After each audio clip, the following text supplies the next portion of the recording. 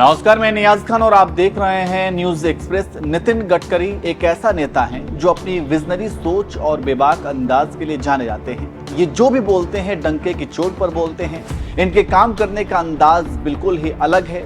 मोदी सरकार में यही एक ऐसे नेता हैं जो खुलकर बोलते हैं कि विकास के कामों के लिए हमारे पास पैसे की कमी नहीं है, जितना चाहो ले जाओ, लेकिन काम समय पर होना चाहिए। नितिन गडकरी की बेबाकी ही शायद उन्हें केंद्र सरकार के दूसरे नेताओं से अलग करती है। इसके अलावा नितिन गडकरी और प्रधानमंत्री मोदी को लेकर ये कहा जाता है कि उनके बीच 36 का आंकड़ा रहता है, मतलब उनके विचार नहीं मिलते हैं। कई मीटिंग में भी दोनों नेताओं के बीच की कई तस्वीरें सामने आई हैं जो इस बात पर मुहर भी लगाती है। खैर, नितिन गडकरी का बेबाक अंदाज हमेशा से उन्हें राजनीति में सबसे अलग बनाता है और इसी बेबाकी से उन्होंने एक ऐसा बयान दिया है कि जो बोलने में दूसरे नेता 100 बार सोचेंगे और हो सकता है अपने विरोधियों से डरेंगे भी।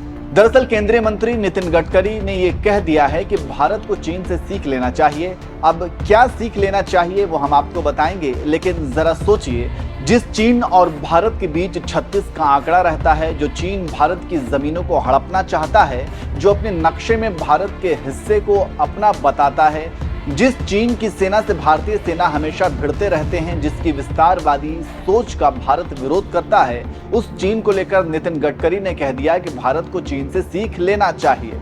चलिए आप बताते हैं कि नितिन गडकरी ने ऐसा क्यों कहा है और किस तरह की सीख लेने की बात कही है।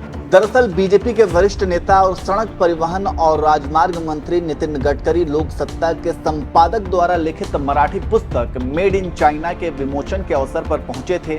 वहीं उन्होंने बोलते हुए कहा कि चीन में स्थिति बहुत तेजी से बदल रही है और कई देश कोविड-19 महामारी के बाद उसके साथ व्यापार करने के लिए बहुत उत्सुक नहीं है। पड़ोसी देश मंदी जैसी स्थिति से गुजर रहा है और वहां कई कंपनियां बंद हो रही हैं। उन्होंने आगे कहा कि एक चीज जो हम चीन से सीख सकते हैं वो ये है कि समाजवादी, साम्यवादी या पूंजीवादी बनने से पहले हमें एक ऐसी अर्थव्यवस्था बनाना चाहिए जो रोजगार पैदा कर सके, गरीबी को दूर कर सके और समाज में आर्थिक और सामाजिक असमानता को कम कर सके। गडकरी ने बताया, भारत को एक ऐसे सामाजिक आर्थिक मॉडल की जरूरत है जो रोजगार पैदा कर सके, गरीबी को दूर कर सके और असमानता को कम कर सके।